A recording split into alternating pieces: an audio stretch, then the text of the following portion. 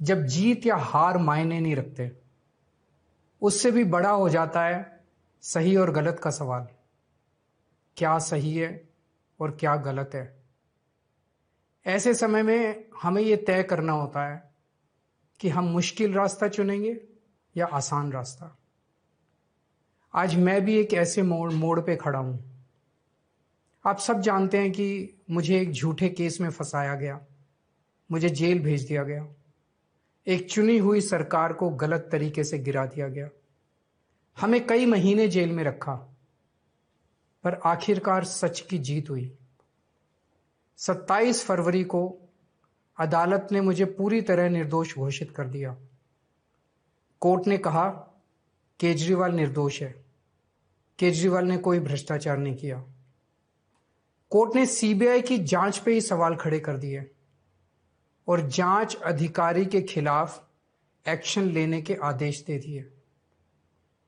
लेकिन सच का रास्ता आसान नहीं होता। सीबीआई ने तुरंत इस फैसले को हाई कोर्ट में चुनौती दी और यह केस जस्टिस स्वर्णकांता शर्मा जी के सामने लगा। तब मेरे मन में एक बहुत बड़ा सवाल उठा, क्या इनके सामने मुझे न्याय मिलेगा? मेरे मन में यह प्रश्न क्यों आया? इसके कई कारण हैं, पर 2 कारण मुख्य हैं। पहला कारण यह कि आरएसएस की जिस विचारधारा वाली सरकार ने झूठे आरोप लगा के मुझे जेल डाला, जज साहिबा ने स्वयं माना है कि उस विचारधारा से जुड़े संगठन अखिल भारतीय अधिवक्ता परिषद के मंचों पे वे कई बार जाती रही हैं। मैं और आम आदमी पार्टी उस विचारधारा के घोर विरोधी हैं। ऐसे में क्या उनके सामने मुझे न्याय मिल सकता है? दूसरा कारण कॉन्फ्लिक्ट ऑफ इंटरेस्ट। कोर्ट में मेरे विपक्ष में केंद्र सरकार की सीबीआई है और जस्टिस स्वर्णकांता जी के दोनों बच्चे केंद्र सरकार में काम करते हैं। उनके दोनों बच्चे केंद्र सरकार के वकीलों के पैनल में हैं। हमारे सामने कोर्ट में दूसरी ओर से वकील हैं सॉलिसिटर जनरल श्री तुषार मेहता जी। तुषार मेहता जी दोनों बच्चों को केस देते हैं। उन्हें कितने केस मिलेंगे, कौन से केस मिलेंगे, ये तुषार मेहता जी तय करते हैं। भारत सरकार के पैनल में लगभग 700 के करीब वकील हैं, लेकिन जस्टिस स्वर्णकांता जी के बेटे सबसे ज्यादा केस पाने वाले वकीलों में से एक हैं। उनके बेटे को 2023 से 2025 के बीच लगभग 5,904 केस डॉकेट मिले। इससे उनके बेटे को करोड़ों रुपए की फीस मिली। आज की तारीख में उन बच्चों का भविष्य और कमाई दोनों काफी हद तक तुषार मेहता जी पर निर्भर है।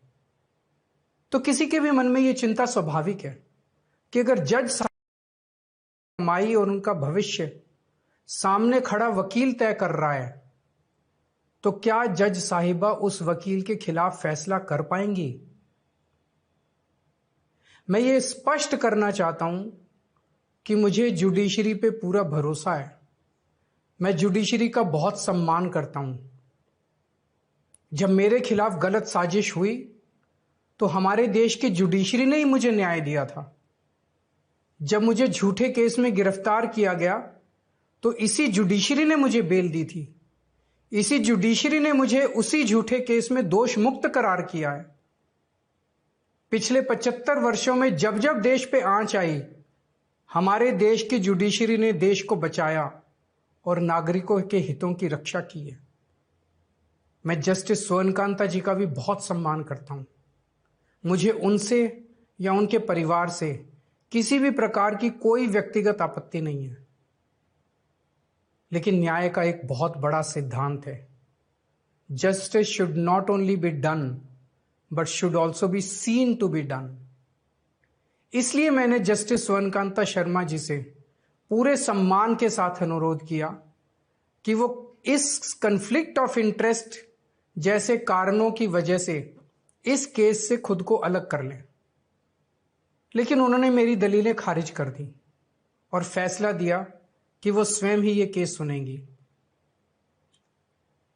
आज मेरे सामने सबसे आसान रास्ता है कि मैं उनका आदेश मान लूं और एक बड़ा वकील खड़ा करके उनके सामने अपना केस लड़ूं।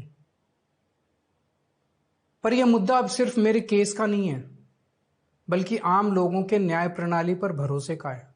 ऐसी दुविधा के मौके पे बापू ने हमें सत्याग्रह का रास्ता दिखाया। बापू ने कहा था कि जब भी किसी अन्याय का सामना करो तो उसका पहला कदम विरोध नहीं बल्कि बातचीत होना चाहिए। अपनी बात अन्याय करने वाले के सामने पूरी विनम्रता के साथ रखनी चाहिए और उसे सुधारने का पूरा मौका देना चाहिए। सारी कोशिशों के बाद भी अगर न्याय ना मिले तो अंतरात्मा की आवाज सुनो। यदि अंतरात्मा की आवाज कहती है कि न्याय नहीं हुआ तो शांति और विनम्रता के साथ सत्याग्रह करना चाहिए।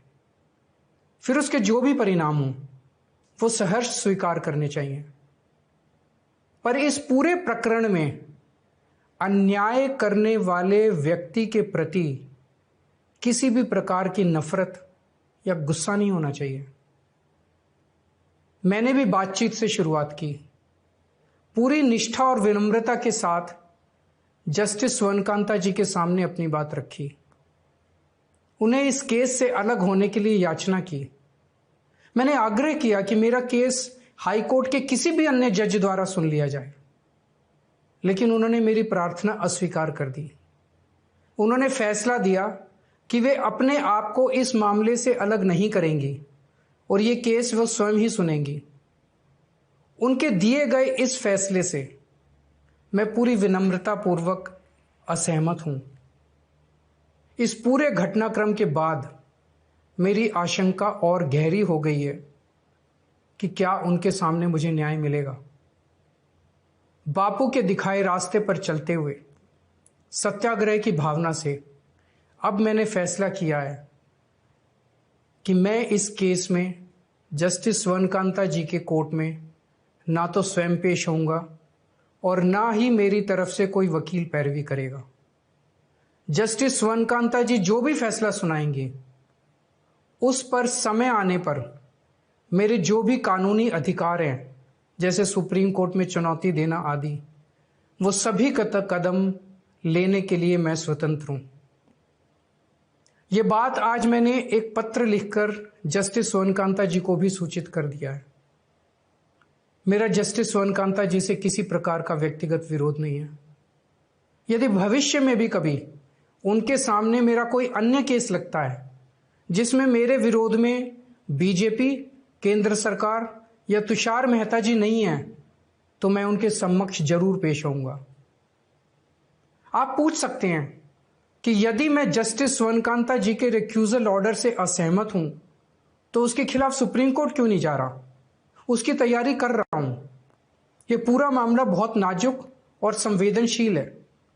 कानून को ध्यान में रखते हुए, जुडिशरी के सम्मान को ध्यान में रखते हुए और लोगों के न्याय व्यवस्था पर भरोसे को ध्यान में रखते हुए एक एक कदम उठाना है। मैं ये कदम अहंकार या किसी विद्रोह या विरोध की भावना से नहीं उठा रहा। इस कदम के जरिए मेरा मकसद देश की कानून प्रणाली को चुनौती देना भी नहीं है और ना ही मेरा मकसद न्याय व्यवस्था का अपमान करना है।